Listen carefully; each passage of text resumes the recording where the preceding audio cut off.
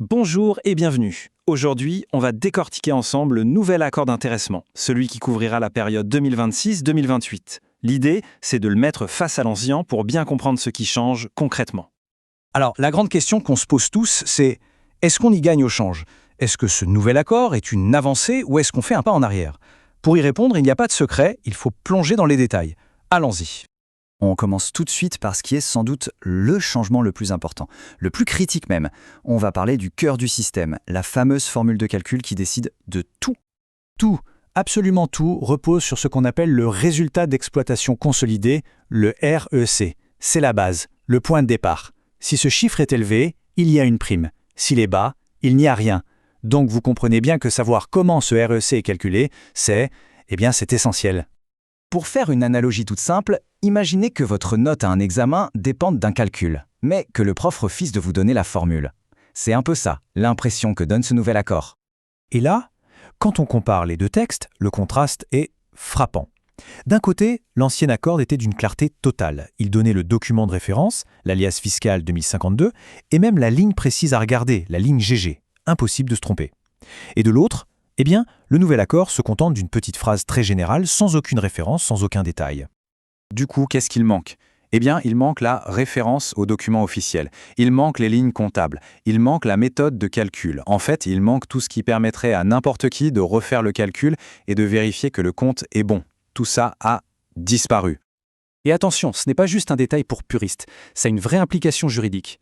Parce que, comme le dit cette citation, quand on supprime ces éléments, on touche au caractère vérifiable de la formule, qui est pourtant une obligation. En clair, on perd la capacité de contrôle. Bon, passons maintenant au deuxième gros changement. On va parler des seuils de déclenchement, c'est-à-dire la performance qu'il faut atteindre pour avoir droit à une prime. Regardez bien ce tableau. On voit tout de suite que les règles se sont durcies. Pour atteindre le taux maximum de 7%, il faut maintenant une performance bien plus élevée qu'avant. Et un autre point qui n'est pas un détail, avant, même avec une petite performance, on pouvait espérer un petit quelque chose. Maintenant, en dessous de 1% de performance, c'est zéro. Ce filet de sécurité a été retiré.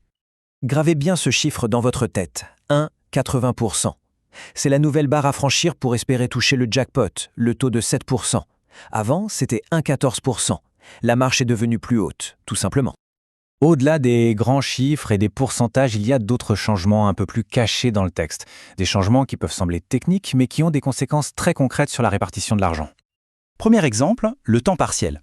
Dans l'ancien accord, c'était limpide. Le calcul tenait bien compte du fait que l'on soit à temps plein ou à temps partiel, c'était juste. Le nouveau texte est beaucoup plus flou. Il ne parle que de jours de présence. Ça laisse planer un doute. Est-ce qu'une personne à temps partiel sera traitée équitablement? Ce n'est plus aussi clair. Et c'est un peu la même histoire pour la prise en compte des absences. On passe d'une liste très longue, très détaillée, qui protégeait plein de situations différentes, maladie, maternité, etc., à une liste beaucoup plus standard, plus générique. Le résultat, c'est que certaines protections qui étaient écrites noir sur blanc ont tout simplement disparu du texte. Alors, quand on met tous ces éléments bout à bout, la formule de calcul floue, les seuils plus durs, les protections qui s'affaiblissent, il y a une idée générale qui se dégage, un fil rouge. C'est clairement une perte de transparence. On peut résumer ça très simplement. La référence comptable précise, disparu. Les détails du calcul, disparu. La possibilité de refaire le calcul soi-même, disparu. La clarté pour les temps partiels, disparu aussi. Le bilan est assez net. Et c'est ça, le point le plus important. Bien sûr, le droit de poser des questions existe toujours, mais entre avoir le droit de demander et avoir les outils pour vérifier par soi-même, il y a un monde. Et c'est cette capacité de vérification qui a été sérieusement entamée. Maintenant, pour être tout à fait complet et honnête, il faut préciser que tout n'a pas changé. La structure générale de l'accord, son squelette, reste le même. L'accord dure toujours 3 ans, le plafond maximum de la prime ne bouge pas, il faut toujours 3 mois d'ancienneté pour en bénéficier, le paiement se fait toujours avant fin mai, et le choix entre toucher l'argent directement ou le placer reste le même. Les changements sont donc vraiment ciblés sur le moteur, sur la mécanique de calcul. Tout ça, finalement, nous amène à une question qui va bien au-delà de ce simple accord. C'est une question de principe. Quand on parle d'argent, de rémunération, est-ce que la clarté et la transparence, c'est quelque chose qui se négocie? Est-ce que la possibilité de vérifier un calcul est un simple détail ou un droit fondamental? C'est là-dessus qu'on va se quitter. Merci de m'avoir suivi.